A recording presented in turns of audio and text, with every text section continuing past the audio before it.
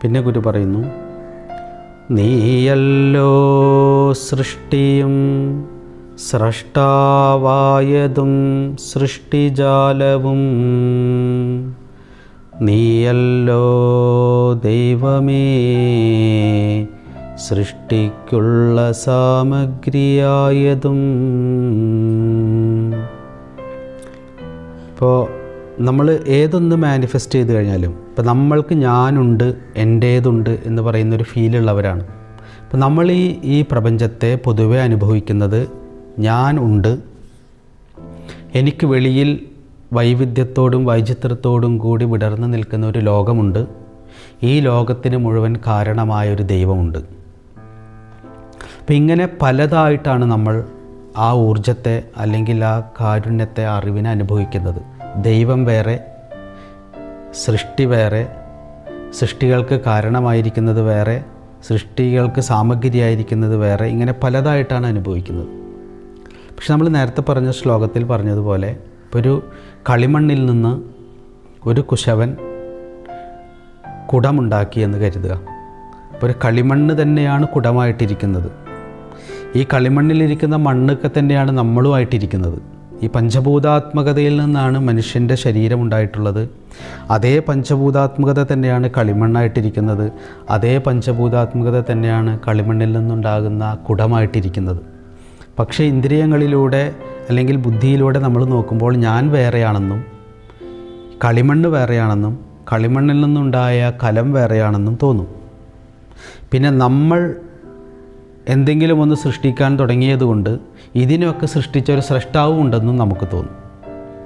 അപ്പോൾ ഇത് സ്ഥൂലമായിട്ട് നോക്കുമ്പോൾ, ബാഹ്യമായിട്ട് നോക്കുമ്പോൾ സൃഷ്ടാവും സൃഷ്ടിയും സൃഷ്ടിജാലങ്ങളുമെല്ലാം വേറെ വേറെ വേറെ ആയിട്ടിരിക്കുന്നത് നമുക്ക് തോന്നും. നമ്മൾ കഴിഞ്ഞ ശ്ലോകത്തിൽ പറഞ്ഞതുപോലെ തിരമാലകളിൽ നിന്നും കടലിൻ്റെ ഉപരിതലത്തിൽ നിന്നും കുറച്ചും കൂടി ആഴത്തിലേക്ക്, സൂക്ഷ്മത്തിലേക്ക് ഒരാൾ ധ്യാന നിമീലിതരാകുമ്പോൾ, കുറച്ചും കൂടി സൂക്ഷ്മമായിട്ട് കാര്യങ്ങൾ അറിയുമ്പോൾ മണ്ണിൽ നിന്ന് അന്യമായിട്ട് കലം ഇരിക്കുന്നില്ല എന്നും കലത്തിൽ നിന്ന് അന്യമായിട്ട് മണ്ണിരിക്കുന്നില്ല എന്നും കലത്തിൽ നിന്നും മണ്ണിൽ നിന്നും കളിമണ്ണിൽ നിന്നും അന്യമായിട്ട് ഞാനിരിക്കുന്നില്ല എന്നുമുള്ളൊരറിവ് നമുക്കുണ്ടാവും. അപ്പോൾ സൃഷ്ടാവ്, സൃഷ്ടി, സൃഷ്ടിജാലങ്ങൾ എന്നൊക്കെ പറയുന്നതെല്ലാം ഒരേ പൊരുൾ തന്നെ പലതായി വിരിഞ്ഞിരിക്കുന്നതാണ് എന്നൊരറിവിലേക്ക് നമ്മളുടെ സൂക്ഷ്മമായ അറിവ് വിടർന്നു വരും. തൂണിലും തുരുമ്പിലും എല്ലാം നിറഞ്ഞിരിക്കുന്നത് ദൈവം തന്നെയാണ് എന്ന് പറയുന്നത് പോലെ. ഇപ്പോൾ യേശുക്രിസ്തു എന്തുകൊണ്ടാണ് ദൈവം ഇരിക്കുന്നത് നിൻ്റെ ഹൃദയത്തിലാണ് എന്ന് പറയാൻ കാരണം എന്ന് പറഞ്ഞാൽ, ഹൃദയത്തിനോട് ചേർന്നിരിക്കുമ്പോഴാണ് പലപ്പോഴും നമുക്ക് എല്ലാം ഒന്നാണെന്ന് തോന്നാറ്. ബുദ്ധി പ്രവർത്തിച്ച് തുടങ്ങുമ്പോഴാണ് എല്ലാം പലതായിട്ട് മാറാറ്. നമുക്കൊരു സ്നേഹം വരുന്നു നമ്മുടെ ഉള്ളിൽ. ഇപ്പോൾ നമ്മളൊരു നല്ലൊരു പാട്ട് കേട്ടിരിക്കുന്നു, അല്ലെങ്കിൽ നല്ലൊരു കാഴ്ച കാണുന്നു. നല്ലൊരു പാട്ട് കേൾക്കുകയോ നല്ലൊരു കാഴ്ച കാണുകയോ ചെയ്താൽ നമ്മളുടെ ഹൃദയത്തിലൊരു നിറവുണ്ടാകും. ഹൃദയത്തിൽ നിറവുണ്ടാകുമ്പോൾ, ഹൃദയത്തിലൊരു ഉണർവുണ്ടാകുമ്പോൾ എന്നെപ്പോലെ തന്നെയാണെന്നുള്ളൊരു ഫീലുണ്ടാകും. ഇപ്പം ഞാൻ ആ സമയത്ത് ഭക്ഷണം കഴിച്ചിരിക്കുകയാണെങ്കിൽ എൻ്റെ ചുറ്റുപാടുകളിലേക്കും അന്നം വിതരണം ചെയ്യാൻ തോന്നും. എവിടെയൊക്കെ കുറവുകളുണ്ടോ അവിടെയൊക്കെ നമുക്ക് പോയിട്ട് നികത്തി കൊടുക്കാൻ തോന്നും. ഇപ്പം കരുണയുള്ള ഒരാൾക്കാണ് തൻ്റെ ചുറ്റുപാടുകളിലേക്ക് കരുണ പ്രസരിക്കുന്നതും തന്നിൽ നിന്ന് അന്യമല്ലാതെ ഇരിക്കുന്നതാണ് സർവവും എന്നൊരു ഫീലുണ്ടാവുക. ഉള്ളിൽ കരുണയില്ലാത്ത ഒരാൾക്ക്, അല്ലെങ്കിൽ ഹൃദയത്തിൽ ഉണർവോ നനവോ ഇല്ലാത്ത ഒരാൾക്ക് എല്ലാം തന്നിൽ നിന്ന് അന്യമാക്കി നിർത്താനാണ് തോന്നുക. അപ്പോൾ അങ്ങനെയുള്ള ഒരു ഹൃദയത്തിൽ നിമീലിതമായി പോകുന്ന ഒരറിവിന്, അല്ലെങ്കിൽ ഹൃദയത്തിലേക്ക് ഉണരുന്ന ഒരു ബോധത്തിന് മാത്രമേ സ്രഷ്ടാവും സൃഷ്ടിയും സൃഷ്ടിജാലങ്ങളും സൃഷ്ടിക്ക് സാമഗ്രിയായിരിക്കുന്നതുമെല്ലാം വേറെ വേറെയല്ല, എല്ലാം ഏകമായിരിക്കുന്നു എന്നൊരറിവുണ്ടാകും. ഇതൊരു ബുദ്ധിപരമായിട്ട് അറിയേണ്ട ഒരു അറിവല്ല, ഇതൊരു അനുഭവമായി തീരേണ്ട അറിവാണ്. ആ അനുഭവത്തിലേക്ക് നമ്മൾ ഉണർത്തുന്ന ഒരു സൗന്ദര്യബോധമാണ് നമ്മളുടെ ഉള്ളിലുണ്ടാവേണ്ടത്. ഒരു ദൈവബോധം എന്ന് പറയുന്ന ഒരു സൗന്ദര്യബോധമാണ്. അതിന് നമ്മുടെ ഹൃദയം തുറന്നു കിട്ടുക എന്ന വഴിയിലൂടെ മാത്രമേ നമുക്ക് പലതായിരിക്കുന്നതിൻ്റെയൊക്കെ പിന്നിലിരിക്കുന്ന ഏകതയിലേക്ക് നമ്മുടെ ആന്തരികതയെ ഉണർത്തിക്കൊണ്ടുവരാൻ കഴിയുള്ളൂ. അടുത്ത ശ്ലോകം ഇങ്ങനെയാണ്: നീയല്ലോ മായയും മായാവിയും മായാവിനോദനും, നീയല്ലോ മായയെ നീക്കി സായുജ്യം നൽകുമാര്യനും.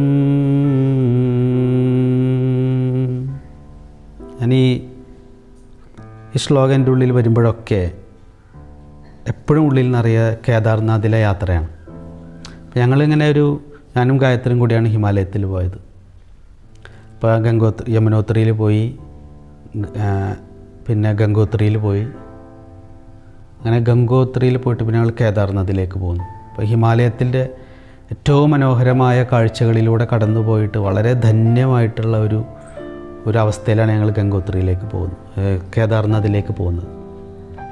14 കിലോമീറ്റർ കയറിയിട്ട് വേണം കേദാർനാഥിലെത്താൻ. വളരെ കഷ്ടപ്പെട്ട്, അന്ന് മഴയൊക്കെ ഉണ്ടായിരുന്നു, ഒരുപാട് കഷ്ടപ്പെട്ടിട്ടാണ് കേദാർനാഥിലേക്ക് എത്തുന്നത്. അപ്പോൾ ഞങ്ങൾ കേദാർനാഥ് ക്ഷേത്രത്തിലേക്ക് നടന്നു പോകുന്ന സമയത്ത് ഒരു കുളിക്കാതെ പ്രാകൃതമായ വേഷമൊക്കെ ധരിച്ച് നടക്കുന്ന ഒരാളെ പെട്ടെന്ന് ഏതോ ഒരു കടയിൽ നിന്ന് ഒരാൾ ചെരുപ്പെടുത്ത് തലയ്ക്ക് എറിയുന്നു. അപ്പോൾ എല്ലാവരും പൊട്ടിച്ചിരിച്ച് ആളെ പരിഹസിക്കുന്നു. അപ്പോൾ ഈ ശുദ്ധമായ മനസ്സോടുകൂടി ഇരിക്കുന്ന ഒരു സമയത്ത് നമുക്ക് ഏത് അസ്വസ്ഥത ഉണ്ടാക്കുന്ന ഒരു കാഴ്ച കണ്ടാലും ഭയങ്കരമായിട്ടുള്ള അസ്വസ്ഥത ഉണ്ടാവും. പിന്നെ മാത്രമല്ല, അപ്പോഴേക്കും ഒരാൾ കടയിൽ നിന്ന് ഇറങ്ങി വന്നിട്ട് അയാളെ പിന്നിലൊരു ചവിട്ടും. അപ്പോൾ ഒരു നിസ്സഹായനായ ഒരു മനുഷ്യനെ ഇത്രയും ആളുകൾ ചേർന്ന് പരിഹസിക്കുക, ഉപദ്രവിക്കുന്നതൊക്കെ കണ്ടപ്പോൾ എൻ്റെ മനസ്സാകെ തകർന്നു പോയി. ഞാൻ ഗായത്രിയോട് പറഞ്ഞു, എനിക്കിനി ഒന്നും കാണണ്ട, നമുക്ക് തിരിച്ചു പോകാം, മുറിയിലേക്ക് പോയിട്ടിരിക്കാം, ഇവിടെ നിന്ന് ഇറങ്ങിപ്പോവാം. ഇങ്ങനത്തെ ഒരു ക്രൂരമായ മനുഷ്യർ ജീവിക്കുന്നൊരു സ്ഥലത്ത് നിന്നിട്ട് എനിക്ക് ഹിമാലയവും കാണണ്ട, ഒന്നും കാണണ്ട, പോകാമെന്ന് പറഞ്ഞു. അപ്പോൾ ഗായത്രി ചിരിച്ചു. അത് സാറിൽ എന്തെങ്കിലും കാരണം ഉണ്ടാവും, നീ വാ, നമുക്ക് എന്തായാലും അമ്പലത്തിലൊക്കെ ഒന്ന് പോയി അവിടെ ഒന്ന് പോയിട്ട് ചുറ്റിക്കറങ്ങിയിട്ട് വരാമെന്ന് പറഞ്ഞു. ഞാൻ വളരെ മനസ്സ് ചളിച്ച് വിഷമിച്ചിട്ടാണ് ഞങ്ങൾ പിന്നെ ക്ഷേത്രത്തിലേക്ക് കയറി ചെല്ലുന്നത്. ഞാൻ വളരെ അസ്വസ്ഥനാണ്, എനിക്കൊന്നും കാണണമെന്നില്ല, ആരെയും കേൾക്കണമെന്നില്ല, എങ്ങനെയെങ്കിലും മുറിയിലെത്തിയാൽ മതി, പെട്ടെന്ന് രാവിലെ എണീറ്റ് തിരിച്ച് പോയാൽ മതി എന്നൊരു ഫീലിംഗാണ് ആകെ ഉള്ളത്. അങ്ങനെ ഞങ്ങൾ നല്ല മെല്ലെ, അപ്പോൾ എല്ലാവരും ഇങ്ങനെ മഞ്ഞ് വന്ന് മൂടിക്കെടുക്കുകയാണ്, ഒന്നും കാണുന്നില്ല, ഒരു 10 അടി മുമ്പിലേക്കൊന്നും കാണുന്നില്ല. അങ്ങനെ ഞങ്ങൾ പോയി അമ്പലത്തിൻ്റെ സൈഡിലെത്തി. അമ്പലത്തിൻ്റെ സൈഡിൽ പെട്ടെന്നൊരു കാറ്റങ്ങ് വന്ന് ആ മൂടൽമഞ്ഞിനെ മുഴുവൻ മാറ്റി. നോക്കുമ്പോൾ തൊട്ട മുൻപിൽ ഒരു ആകാശത്തേക്ക് ഉയർന്നു നിൽക്കുന്ന വെള്ളി നിറത്തിൽ തിളങ്ങി നിൽക്കുന്ന ഹിമാലയമാണ് പിന്നെ കാണുന്നത്. അത് അന്ന് വരെ ഞാൻ അത്രയും മനോഹരമായൊരു കാഴ്ച കണ്ടിട്ടില്ല, അതും അപ്രതീക്ഷിതമാണ്. അങ്ങനെ പൂർണ്ണമായൊരു മൗനത്തിലേക്ക് അങ്ങ് ആഴ്ന്നു പോയി. ആ സമയത്ത് ധന്യത കൊണ്ട് ഉള്ളു നിറഞ്ഞ് കവിഞ്ഞൊരു നിമിഷമായിരുന്നു. പിന്നെ ഞങ്ങളോട് പിന്നെ ഒന്നും കാണുന്നില്ല. പിന്നെ ആ ഒരു കാഴ്ച തന്ന ഒരു ധന്യതയെ ഹൃദയത്തിൽ നിറച്ച് ഞാൻ വെറുതെ നിന്നപ്പോൾ ഈ ശ്ലോകമാണ് എൻ്റെ ഉള്ളിൽ വന്നത്. ഈ ദൈവദശകം ഞാൻ എന്നും ചൊല്ലുന്നൊരു കൃതിയാണ് ദൈവദശകം. നീയല്ലോ മായയും മായാവിയും മായാവിനോദനും, നീയല്ലോ മായയെ നീക്കി സായുജ്യം നൽകുമാര്യനും. ഞാൻ കേദാർനാഥിലേക്ക് കടന്നു വന്നപ്പോൾ ഒരു കാഴ്ച കാണുന്നു. എനിക്ക് അസ്വസ്ഥത ഉണ്ടാക്കുന്ന ഒരു കാഴ്ച കണ്ട ഉടൻ എൻ്റെ ബോധത്തിലൊരു മായ വന്ന് മൂടിയതുപോലെയായി, ഒരു ഇരുട്ട് വന്ന് മൂടി. എല്ലാ പ്രത്യാശയും നഷ്ടപ്പെട്ട് എനിക്കിനി ജീവിതം വേണ്ട, ഇവിടെ നിൽക്കുകയും വേണ്ട, ഇറങ്ങിപ്പോയാൽ മതി എന്ന് പറയുന്ന രീതിയിൽ എൻ്റെ മനസ്സ് ചലിക്കാൻ തുടങ്ങി. അപ്പോൾ എൻ്റെ മനസ്സിൽ ഒരു മായ വന്നു മൂടി. അവിടെ ഒരു മായാവി ഇരുന്ന് എൻ്റെ മനസ്സിനിട്ട് കളിപ്പിക്കാൻ തുടങ്ങി. കളിപ്പിച്ച് എന്നെ ഇവിടെ നിന്ന് ഇറക്കിക്കൊണ്ടുപോകാനാണ് തീരുമാനിക്കുന്നത്, ഒരു മായാവിനോദനായിട്ട് വന്നിട്ട്. പിന്നെ എന്തോ നിർബന്ധിതം കൊണ്ട്, ഗായത്രിയുടെ ഒരു പ്രചോദനം കൊണ്ട് ഞാൻ മുമ്പോട്ടേക്ക് നടക്കുന്നു.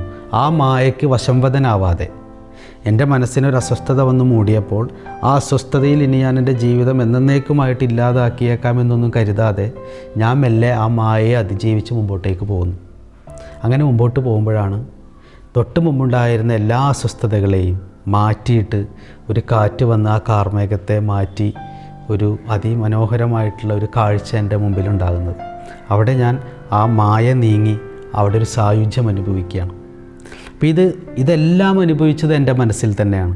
അപ്പം എൻ്റെ മനസ്സിൽ പ്രത്യാശയോടുകൂടി ഹിമാലയം കാണാൻ വേണ്ടി മുകളിലേക്ക് കയറിപ്പോയത് എൻ്റെ മനസ്സാണ്.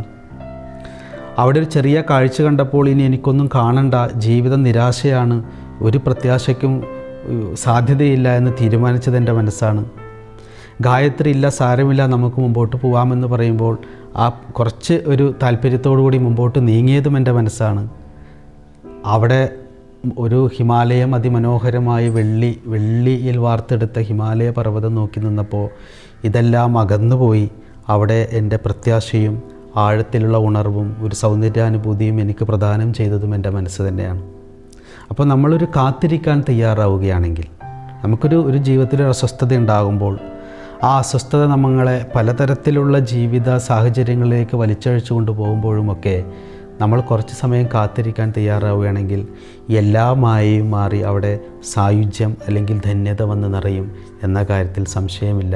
അതറിയുമ്പോഴാണ് ഈ അസ്വസ്ഥതയായിട്ട് വരുന്നതും അസ്വസ്ഥത കൊണ്ട് നമ്മളായിട്ട് അമ്മാനമാടുന്നതിന് കാരണമായിരിക്കുന്നതും അതെല്ലാം മാറ്റി സായുജ്യം നൽകുന്നതുമെല്ലാം ഒരേ പൊരുൾ തന്നെയാണ്, ഒരേ വെളിച്ചം തന്നെയാണ് എന്നൊരറിവിലേക്ക് നമ്മൾ ഉണരുക. അവിടെ നമ്മൾ ജീവിതത്തിൽ സംഭവിക്കുന്നതിനെല്ലാം പൂർണ്ണ ഹൃദയത്തോടെ സ്വീകരിക്കാനുള്ള ഒരു മനസ്സ് നമുക്കുണ്ടാവും, കാത്തിരിക്കാനുള്ളൊരു മനസ്സ് നമുക്കുണ്ടാവും. ഈ ഒരു ശ്ലോകം എനിക്ക് ഒരുപാട് തരത്തിൽ ജീവിതത്തിൽ പല പ്രയാസങ്ങളുണ്ടാകുമ്പോഴും വെയിറ്റ് ചെയ്യാനുള്ള, ഇപ്പം നമ്മളുടെ തന്നെ കഴിഞ്ഞകാല ജീവിതത്തിലേക്ക് തിരിഞ്ഞു നോക്കിയാൽ നമുക്കറിയാം, ഇനി ഒരിക്കലും ഈ ദുഃഖത്തിൽ നിന്ന് ഞാൻ പുറത്തു വരില്ല എന്ന് ഉറപ്പിച്ച എത്രയോ ദുഃഖങ്ങളിലൂടെ നമ്മളൊക്കെ കടന്നു പോയിട്ടുണ്ട്. പക്ഷേ ആ ദുഃഖങ്ങളിൽ നിന്നൊക്കെ നമ്മുടേതായ പരിശ്രമമില്ലാതെ തന്നെ നമ്മൾ പുറത്തു വന്നിട്ടുണ്ട്. നമ്മൾ ധന്യതയോടെയും സന്തോഷത്തോടെയും ജീവിച്ചിട്ടുണ്ട്. എന്നാൽ സന്തോഷത്തോടെ ജീവിക്കുമ്പോൾ വീണ്ടും ദുഃഖങ്ങൾ വരാറുണ്ട്. ഒരു ദുഃഖവും ഒരു സന്തോഷവും സ്ഥായിയായിട്ട് സ്ഥിരമായിട്ട് നമ്മളിൽ നിലനിന്നിട്ടില്ല. അപ്പോൾ എല്ലാം വന്ന് നിലനിന്ന് ഇല്ലാതായി പോകും എന്നത് പ്രകൃതിയിലെ നിയമമാണെന്നറിഞ്ഞ് ഉണ്ടായി നിലനിന്ന് ഇല്ലാതായി പോകുന്ന എല്ലാ അനുഭവങ്ങളെയും ഒരേ മനസ്സോടെ എല്ലാം ദൈവത്തിൻ്റെ ലീലകളാണ് എന്നൊരറിവോടുകൂടി സ്വീകരിക്കാനുള്ള ഒരു ഉണർവ് ആണ് ഈ ശ്ലോകം തരുന്നത്.